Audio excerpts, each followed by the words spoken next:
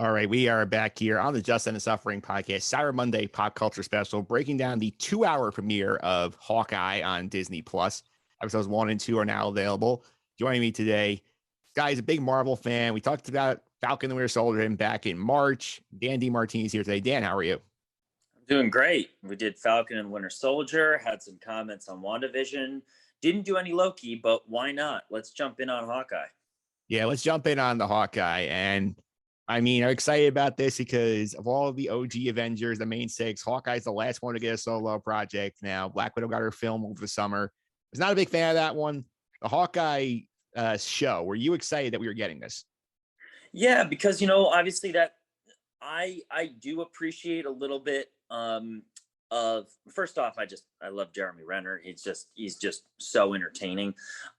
His character is like the real human side of it. It almost feels like of all the Avengers, he's the one that had to like deal with the aftermath. He's not a super soldier. He's not gonna fly back to, wherever Asgard is at the time, or, it's like, all these things, it's almost like Hawkeye was the guy that was going to just go back to being a regular dude and a dad and a family man and all this stuff after the phase 1. So, I was excited about it. I'm also excited that they are bringing in some of these kind of younger actors, actresses as well, and introducing more characters. It's crazy how deep they're going right now, kind of into the roster. There's a lot of rumors out there about the collaboration of this Hawkeye series, what's coming up with Spider-Man, and some of the characters that they're going to be bringing back from Netflix and things like that. So I'm excited because we're, deep cut Marvel fans who have watched all these other series kind of as standalones. We're going to start getting some collaboration. And I think this series is a really good start for it. And I know they're not going to just leave us hanging here. They're going to give us something that ties into this next phase of the whole cinematic universe as well. So even though it's kind of a cool, straightforward story so far, which we can dive into, I know what's coming, and I know, like, you're going to get something on the tail end of this that fits in with all these other stories that we've been getting so far. So yeah, I was excited, and I think it's great so far. Yeah, I also think this is the right spot to do the Hawkeye probably because we love Jeremy Renner. He's great, but like his character, I don't think he can carry a film on his own. I don't think he can be the lead and have that be a big box office draw. I think like putting him here as the star of like a limited series, 6 episodes, I think that's a good spot to get Renner in here. Absolutely. And I think that what they did right off the bat is they established, the repercussions or the after effect that Hawkeye is facing. He's wearing a hearing aid. They really dive into the physical toll that a non-superhero has faced.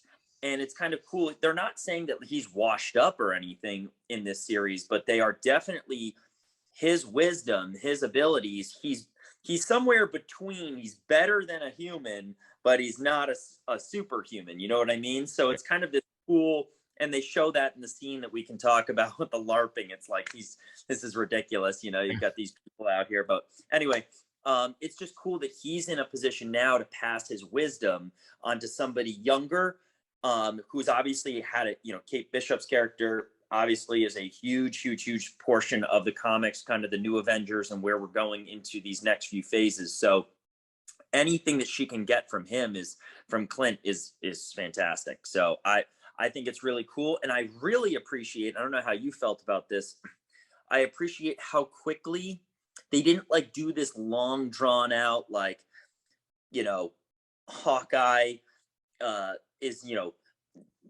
it's taking so long. They immediately connected the two characters. It wasn't like, oh, this is just a kid, I'm not going to take her serious, blah, blah, blah. Like they did a nice job of getting us to buy in on their relationship within the maybe 20 to 30 minutes of the first real episode. So we saw the connection. He sees it on the news. He sees the Ronin outfit. And there's this immediate connection and trust and relationship that's formed. He gets to see her fight. She sees him fight, and there's this immediate bond. So I'm glad they didn't draw out the this weird, are they going to be friends? Are they going to work together? They just said, nope, we're doing this. And we've got however many episodes, and we're going to jump right into the storyline, and they're working together. So I like that. Yeah, let's put the spoiler warning up here in case you have not seen the first 2 episodes yet before we dive any deeper. Got to do that. Okay, you've been warned. If you did not watch the first 2 episodes of Hawkeye yet, you do not want to be spoiled. Stop the podcast, go watch, then come back. You can listen to us talk about it. But I want to build something you said before about like the whole like, oh, like I'm more than a man, but I'm not really like a super soldier like Steve Rogers or a god like Thor. And like the whole thing about the sequence where it's like, oh, we're getting supplies. You're going to go get medical treatment, medical stuff like that, like rubbing alcohol and like Neosporin, and like that sort of mind. Like we haven't really seen that in the MCU since like Daredevil on Netflix, where like we see like Daredevil get beat up pretty bad, and he's like has these wounds that's bothering him for like episodes later. And this is not to the extreme that we had in Hawkeye. I mean, it's like a couple of surface level cuts, but nice to see them go back to the sort of street level approach to this. Yeah, it felt it was almost like they were hinting back to some of those Netflix series, when we were around Daredevil and some of the other the human side of it. You maybe have there's this weird kind of mix of characters that are not alien life forms or gods, or like you said, super soldiers. It's kind of refreshing to get a little bit. They hinted a little bit with Sam in Falcon and the Winter Soldier, but this truly feels like a, hands, like hand-to-hand combat, some swordsmanship, bow and arrow. Like there's going to be some cool fight sequences that feel very like life and death, rather than like Thor summoning lightning and thunder to shock somebody. There's not going to be any of that in this series, so it's kind of cool that we're back to more hand-to-hand combat. Yeah, let's start out the top here. We start out with the intro here. It takes us back to Battle of New York again, which is again the most important thing in this universe, and we see the real street level portion of it from Kate Bishop as a kid's point of view. And that was cool that they showed you what was going on from like just a random person's view. We see the Hawkeye like falling off the building from her perspective. I thought that was a nice little way. Just says on the moment, then use the opening credits, just give us the montage of her training without us having to watch it. Yeah, no, I think that was a really cool sequence that we got brought back to 2012 and the big fight. They've done that a few times now. A few of these series has really gone back to the repercussions of that, what it did to New York City, and the movies and the series. It's very, very cool. And it's awesome that you wonder if there are other characters that maybe Marvel will introduce. There have been characters in the comics that also just admire a superhero and want to then take on that role and work hard to do it. And they kept hitting home at how she was a black belt by 15, and she's won all these, archery competitions and judo fights and all this stuff. So it's kind of, it's very, it was a cool way to introduce her character as truly just a little girl who was scared, and in that moment saw a hero and said, I want to be that. So I was totally on board with that opening sequence. Yeah, I also like the fact that, as we've seen in the advertising with the choice of music in the show, that this is the Marvel Christmas show. Like we have literally, this is their take on a Christmas movie, whether it's like Die Hard or Home Alone, sort of hybrid. Like I like that we have the Marvel Christmas experience here. Yeah, and it's great timing for it to come out too. I thought that was kind of cool that it's, basically, not to get too far ahead, but what we find out is truly this series seems like it will take the place over a course of a week, really, is what we're getting. Because remember, they talked from the first episode, the whole point is that Clint's got to be home by Christmas, which they said is, 5-6 days away. So, we know we kind of get that we're going to get this series, whatever they're going to lead us to, whatever villain is out there, whatever it is, we're going to be kind of following it in a pretty set period of time. So leading up to Christmas. So, that's kind of the relationship between Clint and his family, and him being away and his kids really wanting him to be a dad. So we get the core of the show, or the kind of the bigger picture, which is Clint is trying to pass these responsibilities on and be that family man.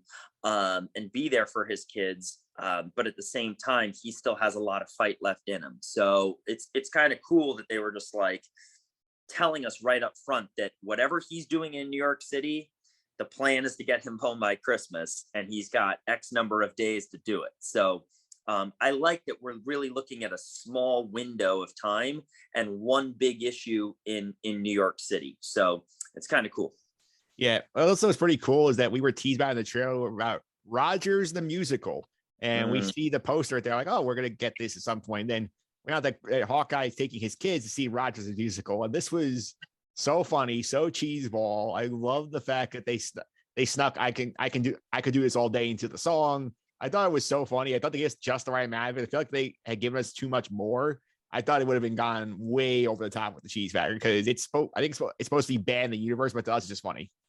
For those that haven't seen it, that are still listening in on this, like, or those that have seen it, it's like an over the top version of essentially they took like Hamilton and they made it the Avengers. And the Rogers show it is surprising to me that they like had Clint go and actually sit and want to sit through that with his kids. Yeah.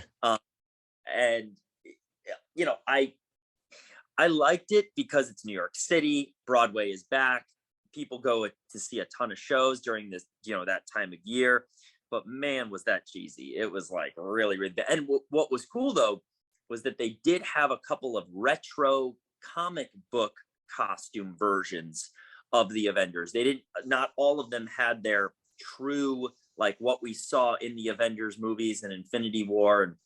But the Broadway show version, the Rogers musical, used their throwback costumes as well. So I appreciated some of that, the subtle comic book references there too, but way cheesy, but it fit within the show. Like that's what would potentially happen. And they make reference to how they saved New York City.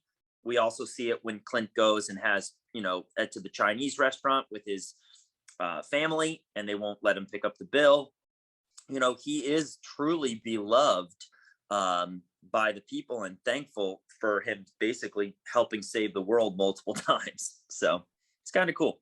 Yeah, I thought it was cool. I looked this up, and apparently like Marvel hired two like Broadway songwriters to write the Hawkeye the musical. They hired Mark Shaman and Scott Whitman who won a Tony and a Grammy for Hairspray. They wrote the musical stuff. So I thought it felt real. Yeah. It felt real.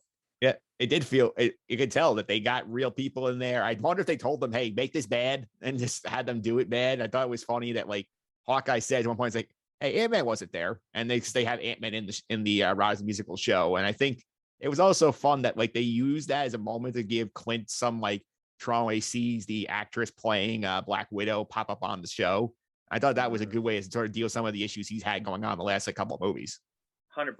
And he had to know going in that there was going to be references to her and to Steve and to Tony, and it was an interesting way for them to kind of introduce the start of the repercussions. And remember, his daughter then says, hey, do you have your hearing aid turned on?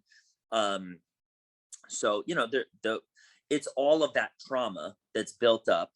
So they are trying to get us as the viewers, or at least I feel like they're trying to get us in a spot where we understand that Clint's time is kind of winding down, and we do need to be introduced to this, kind of newer character. So, but I think they did it in a really respectful way. And it's kind of cool because, Thor just disappears.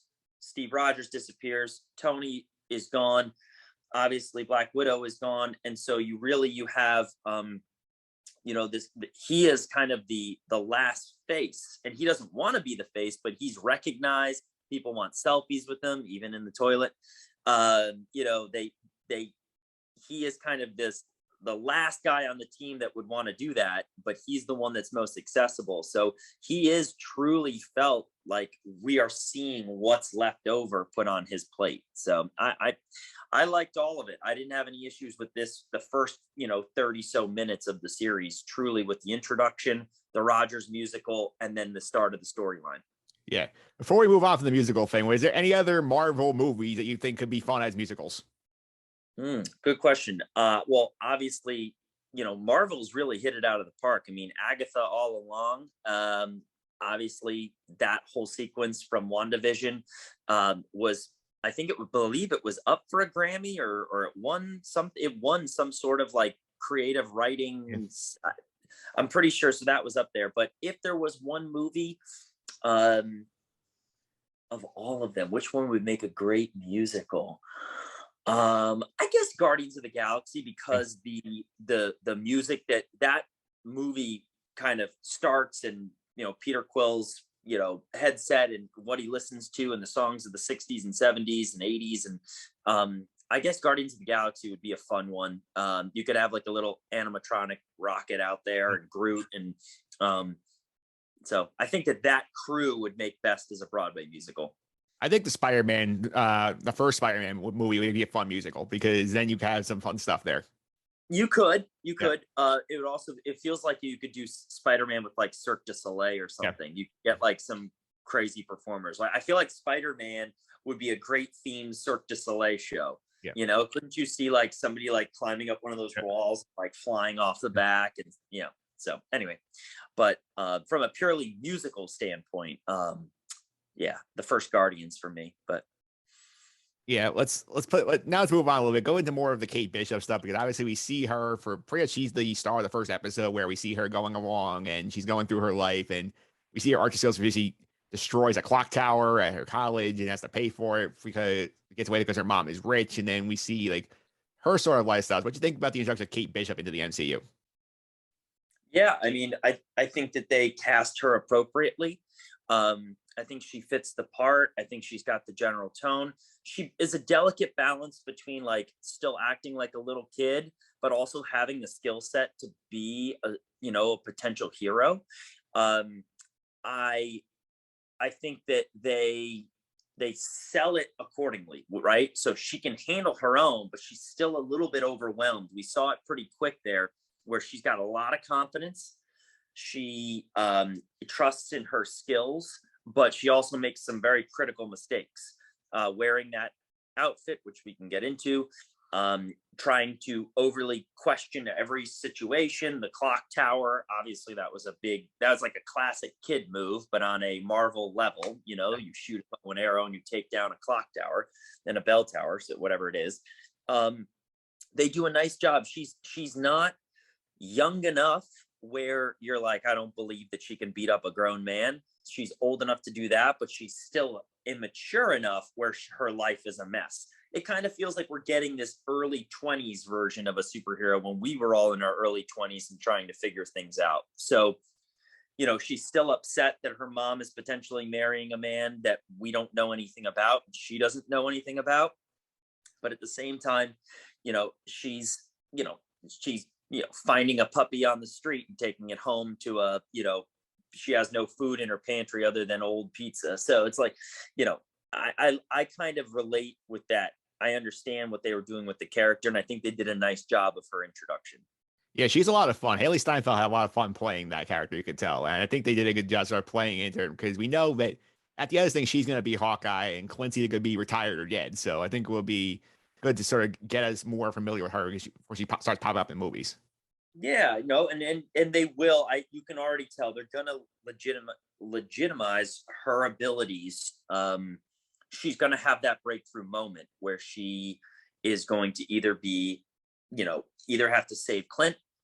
I could see her get herself into a situation, like a perfect example, and it's jumping ahead a little bit, but she sees Clint's in trouble, she tries to save him, and she completely botches it, or. Yeah. That's a great sequence where like she's gonna have to really learn what it means when Clint is like sitting there like, this is a joke, I'm gonna just take off my handcuffs.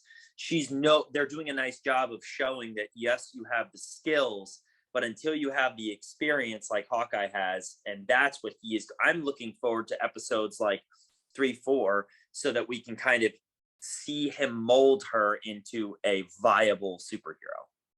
Yeah, and we'll talk about now Jack Duquesne, who is engaged to her mother after her father died back in the Battle of New York. And then she really doesn't trust him. She follows him around. She meets his uncle at some sort of underground auction where they're bidding on items stolen from the Avengers Tower, Avenger compound wreckage.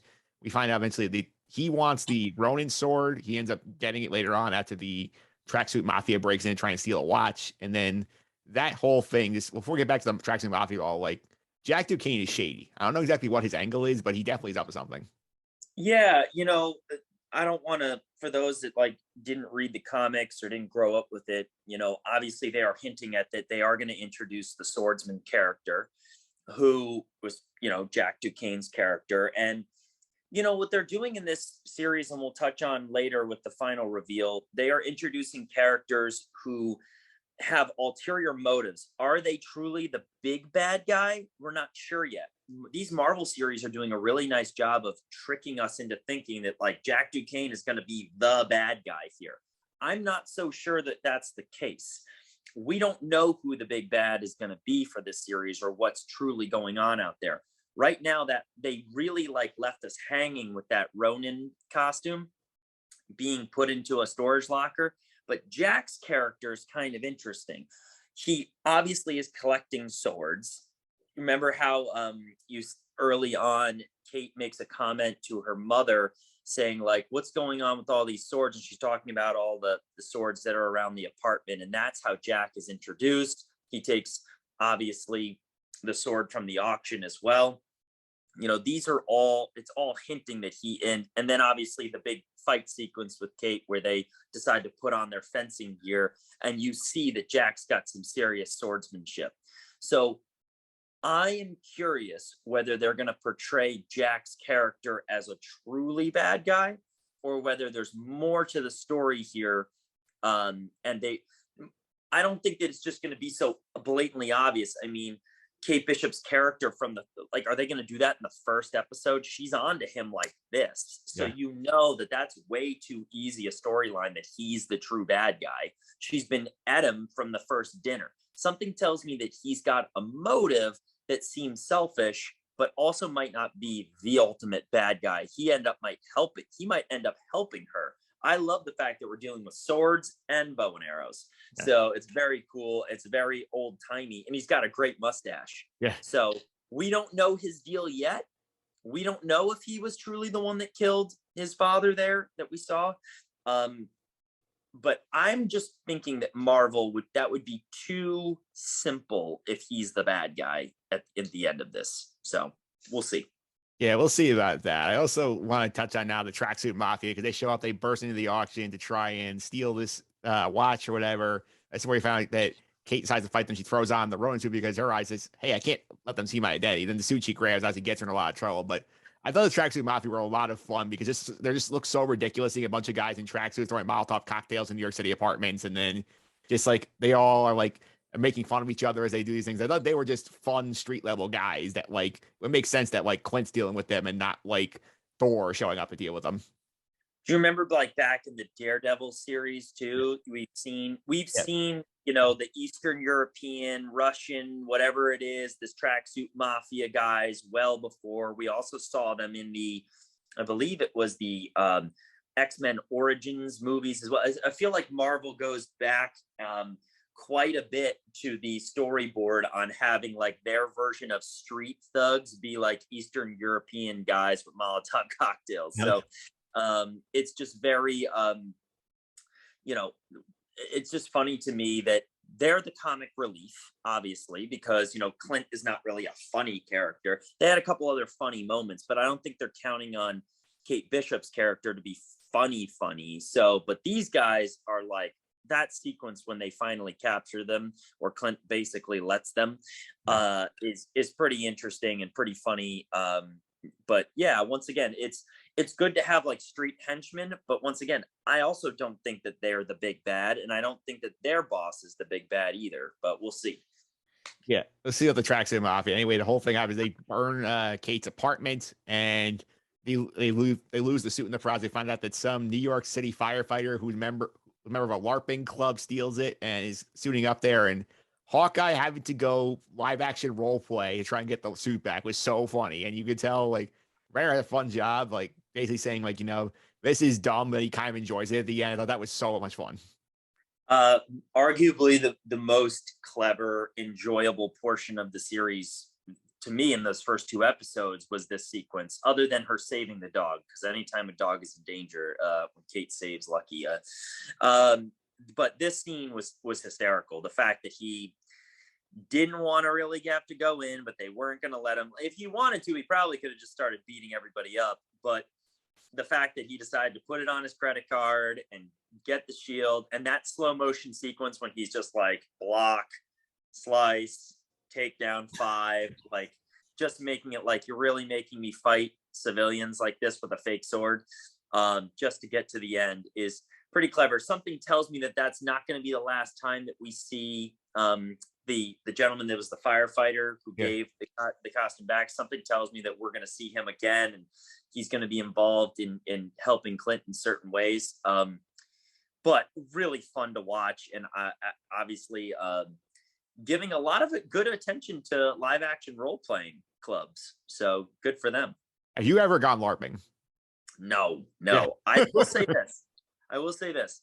When I moved where I live now, I saw there's like a meetup thing that you can do online, and I did see there was an invitation to go to a park that's about 25 minutes northwest of me, and there's a club. It was like a Renaissance era live action role playing. It wasn't like witches wizards, it was like Renaissance times, so like knights and swords and horses and all of that stuff. And 5% of me thought about, this would be interesting to go see, but then the other 95 was like, there's gonna be some crazy people there. So I have never gone. If somebody took me to one, would I do it? Yeah, I'd buy in. How fun would it be to go out there with a fake shield and sword and go whack at some people? Like, why not? Yeah, I thought it was definitely funny. I loved how, like, at the end, like, Clint is like says good guys like, yo, I'll make his day. I'll let him pretend to kill me, like in the LARPing game. And then I thought again, it's fun when at the end he gets the suit back, where the deal makes like, hey, you let me kill you at my moment, then I'll give the suit after it's done. And he's like, you kind of like it. I was like, yeah, it was kind of fun. Yeah, but he is also like, I can't believe I fought Thanos and I'm losing to this, Yeah. I thought that was pretty funny when he's like literally sitting there saying, I can't believe I'm going to let this guy kill me or knock me out of the game when I've already fought against like an alien super being. So it was very clever. It was a great way to get the suit back. Obviously, he's going to be putting the Ronin suit back on. He's going to have to. There's no reason, like, why would they introduce it if he's not going to have to go back down that path? Yeah. Or somebody's going to get their hands on it. I don't know who it is, but that was too big a piece of the first episode to not then eventually revisit. But for now, it's sitting in a locker in a train station. Yeah, it is. And the other big breakout character of this thing, I don't think he had as big a role as I thought he would be getting, but Lucky the pizza dog is going to be so much fun on this show. Great, cute dog, one eye, like melts your heart, loves pizza. And I think that we could also see a sequence where Lucky maybe makes a save or helps or does something. There's no way they don't introduce a wonderful hero dog like that, and that dog doesn't come into play at some point. Maybe there's like a critical thing that is needed and Lucky brings it to Kate or brings it to Clint, and there's gonna be a tie-in again. But what a cute dog. Yeah, cute dog. I will say, I also have to take the suspension of disbelief here, because if I ever gave one of my dogs a full slice of pizza, they would be like vomiting up a storm in like 5 minutes. Yeah, that was a little strange that like she's like she doesn't. Okay, my thing is, if you find a dog on the street like that, I think like I would have put down a bowl of water first. Yeah. Like dog's probably dehydrated, and yet all you do is throw a piece of like full slice of pizza, basically leave the box for the dog. Like, not as dog people, like not what I would have done. It's a TV show, totally fine with it, but like I would have been like, bring this dog in, make sure the dog isn't hurt, check it for ticks or fleas or any sort of injuries, give it some water, maybe take it to the vet. I don't know, but it just seemed like, oh, the dog's fine, it's going to stay here, it's never been here before, I'm just going to leave it with pizza and walk out and turn the lights off. She also turned the lights off before she left. Like, the dog only has one eye and it's never been here. Leave the light on, Kate. Like, well, again, it's also a 22-year-old in New York City. You just find a dog. It's not, what am I going to do with it? She just says dogs, has no impulse what to do next with the dog. Right. And then the next thing you know, the dog is in a fire. The apartment's on fire, so we can get to that now too. Yeah, obviously we talked about it a little bit earlier where her apartment's on, like, it's lit on fire by the tracksuit mafia. She ends up having to go undercover for a little bit. We have the whole sequence you mentioned before where she goes to dinner with Jack and her mom, and she basically accuses Jack of lying, figures out it's a tell. Mom doesn't believe it yet. She goes off her own way, and then we see Hawkeye basically realize, you know what, like, I'm gonna do the Black Widow thing. I'm gonna get myself caught intentionally so I can figure out who's leading the tracksuit mafia, and he almost pulls it off until Kate ruins it by popping in and incorrectly attempting a rescue. Yeah, and it just goes to show you that, like, that once again is classic for and what we're gonna get now in this next episode with the introduction of who's leading the tracksuit mafia. It's a very like teachable moment. So I'm curious to see how he addresses it going forward. But yeah, once again, if cool action sequences, cool fights, and then the introduction of now what we think. Once again, they're very good at making us think in these series that one person is good or one person's helpful, and then the final reveal, like the Agatha all alongs, and what we saw in with obviously U.S. Agent in Falcon and the Winter Soldier. Everybody, yes, they are villains, but you also then get to see what's going on their side. So are they truly a vision or a villain, or do they just have some sort of internal or personal conflict that's making them act in a certain way? So we've got some other I'm not buying who the bad guy is yet until, like, we for certain know who the bad guy is. So yeah, we find out at the end that the tracksuit mafia are working for Echo, who is a deaf MCU like superhero. We know she's getting her own Disney Plus show down the line. They announced that on Disney Plus Day back on November 12th. And what do you think about her showing up for the first time? Yeah, so that's kind of leading right into it. Hopefully people that are listening to this turned it off if they didn't know kind of about Echo. It was a cool introduction. Obviously, you got to see her. She was feeling the vibration off the wall to know that they were kind of, and the way that the goon from the tracksuit mafia was like mouthing the words to her. Yeah. She's trying to read lips. But her character obviously is a really, really cool character, becomes part of the, kind of new Avengers sequence as well. And we'll be getting their own show along with Moon Knight and a few other characters that are all, everybody's talking about it on, like, kind of the forums. Marvel's really hitting home on the humans with extra abilities, but not superhuman abilities. You know what I mean? Like, they're not like the Eternals or anything else like that. They're truly just special humans, and Echo kind of fits that mold as well. So how Echo's character is going to tie in with what Jack is up to with the Ronin costume, I'm curious what this is all leading towards. We don't really know yet, and that's what makes it fun. But these shows are really good at kind of taking you baby steps on introducing characters that will all have a role in the ultimate finish of the series.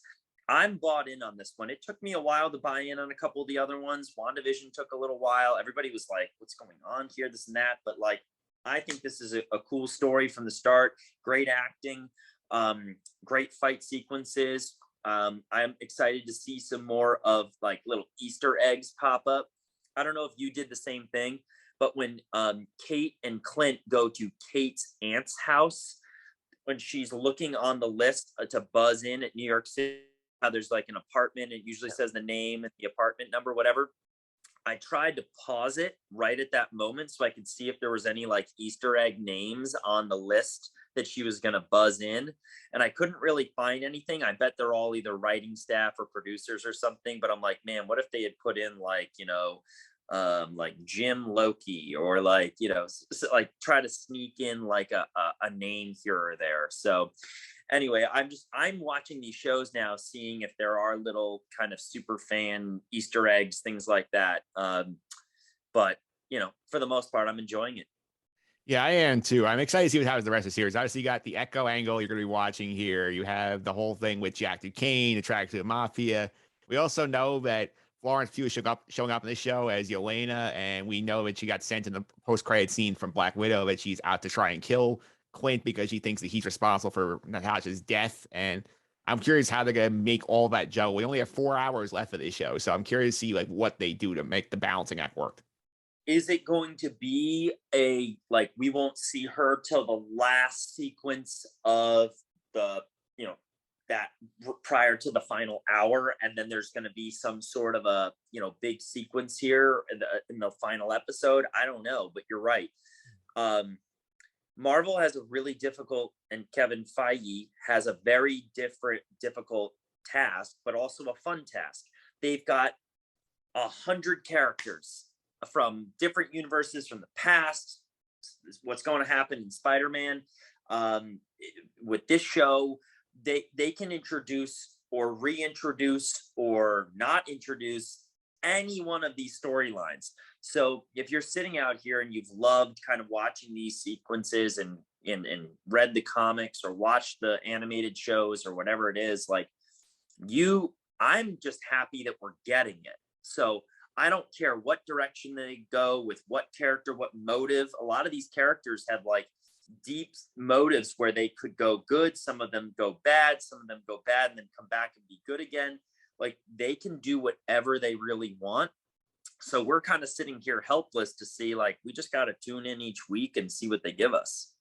Yeah, for sure. I also feel like one other thing I want to touch on before we go here, I feel like that now we're starting to get a hint. I think that they're dancing around potentially bringing some of these characters on the Netflix shows. And if you're familiar with the comics, you know that Echo is the adopted daughter of Wilson Fisk, who is played on the Netflix show by Vincent D'Onofrio. So I know D'Onofrio has tweeted about this show, so it makes you wonder maybe he's going to sneak in here somewhere and be a surprise cameo. That'd be fun. So it goes right back to what I kind of, when we started talking about, like, there were so many parallels about the way these fight sequences were done and the way this show was shot that feels like Daredevil. And, obviously Wilson Fisk's character with Matt Murdock and, Charlie Cox playing that character and them talking about him being reintroduced at some point as well. It just feels like we're getting down to maybe a Fisk scenario here. It's New York City. We're not in the crime syndicate, really, the bad people in the city that would be stealing this kind of stuff, trying to make money off of it. He was the kingpin for a reason, and he kind of ran the city. Now, he went up against a variety of important, Marvel superheroes, and he kind of fought his way through it. The last time we saw him, he was still alive. He was just in jail, but that really doesn't stop him from working behind the scenes. So it would be really cool if it was Kingpin, right? Like, I'd be down for that too, to have like a little bit of crossover that introduces some of these other characters back in. But there are a lot of Marvel quote unquote superheroes in New York City and still viable if that's what they decide to do, and it's Kingpin. So we could be seeing Kate Bishop working with a variety of other cool characters. So I really hope it is him, and I hope they leave us with an awesome teaser that, like, she's in good hands because now she's working with, X, Y, and Z. So I don't want to spoil anything. I don't want to jump the gun, but if it's Kingpin, then you automatically know some of the other characters that are going to interact with her. Yeah, let's throw it out there because we had the rumors already that they've been flying around social media for months now that Charlie Cox is going to be introduced as Matt Murdock in the new Spider-Man movie. Or there's reportedly leaked screenshots that show him like consulting as Peter Parker's lawyer in one scene. And again, he tie back to the comics where Echo is sort of running the tracksuit mafia and she is Kingpin's adopted daughter. Then you're basically one level separation from Kingpin running the tracksuit mafia, which would make a lot of sense. So it's going to be really, really curious to see if they are timing this Netflix series out to then also incorporate some teasers from Spider-Man as well. The timing has to make a lot of sense, right? Because when does Spider-Man actually come out? It's December what? December 17th. Okay, so I mean, we're probably going to be we're going to be on episode what by then? 5? Yeah. Yeah, so I mean, it's going to be pretty close. So if there is some sort of a teaser or a tie-in, it would be crazy if they ever did that. They've never really done that where they've released the series and the movie I mean, so close that it's almost like you got to be watching the Netflix to get what's going to go on with this teaser in the movie, or the movie into the Netflix show. So there's always been a bit of a gap, but how cool would that be? That would be very cool. I mean, the closest I could think of is like Agents of Shield season 1, where they waited to pull a big twist after Captain America Winter Soldier, where Shield falls apart, and then that's change the trajectory of the show. I think they haven't done that in a while. I think it would be cool to see if like Spider-Man directly has repercussions with this. Yeah, who knows? Even if it's the slightest tease in Spider-Man, like, somebody from their dimension comes in and is just like, "Where's Kingpin?" and like, "Who's Kingpin?" Like, or anything that's along those lines, would be really, really cool. So anyway, lots of things to watch, and it's exciting because as much as we've been getting these Disney Plus series, it feels like it's been a long, and obviously Black Widow wasn't that great a movie. It just feels like it's been a long time now, and it kind of feels like there's, other than Spider-Man, the rest of the movies that are out there, like of the characters we know and love, like I want to get excited about a lot of it again. And I feel like hopefully this show and obviously what's going to happen with Spider-Man, I hope that really ramps us back up. So I don't know, this next phase is pretty critical because they got to keep people interested, and they got to keep pumping out movies that are popular. So they have a lot of challenging situations, either with characters that are no longer alive, actors that are no longer looking to portray their characters. They've got to go through the Black Panther 2 situation. So that we're gonna, it's got to be fascinating, right? To sit behind the scenes at Marvel Studios and see like their whiteboard of like, how is phase 2, phase 3, phase 4 gonna look? It can't be easy. So it sounds like they have a plan, and we just got to sit back and try to enjoy it. Yeah, for sure. Dan, thanks for all the time. I really appreciate it. Before I let you go, if you follow you on Twitter, keep out some of the stuff you're tweeting about. Sure. DMart207. I am going to be tweeting a little bit more. I know we spoke recently about Hard Knocks. Episode 2 is obviously much better for me. I really enjoyed it, especially knowing that the Colts beat the Bills. Didn't do great on my picks, only getting 1, but I'm going to say I kind of broke even because nobody knew Lamar Jackson wasn't going to play until literally the night before. So I would not have picked the Ravens game if we knew Lamar Jackson was going to be sick. So, but then again, I guess that's how it goes. So other than that, hopefully we're at the sweet spot of the NFL season. I'm a little nervous about John Morant's knee. So other than that, I'm usually talking about Grizzlies and Colts on Twitter. So. Yeah, for sure. You did beat me the head-to-heads. That's also a big feather in your cap on this week. And I will also say, before we let you go, also, did you watch Tiger King season 2? Oh, I didn't get to it yet. I hate to say this, but my Netflix situation right now, I am watching 60 Days In. Yeah. I don't know if you've ever seen that show. It is, if you're even remotely curious of what it's like to truly be in a jail, just to see what corrections officers face. They put civilians, police officers that are undercover corrections officers, military personnel into the jails, and basically have cameras kind of all around, and they go in with the mission to try to find contraband and figure out where the jail is breaking down.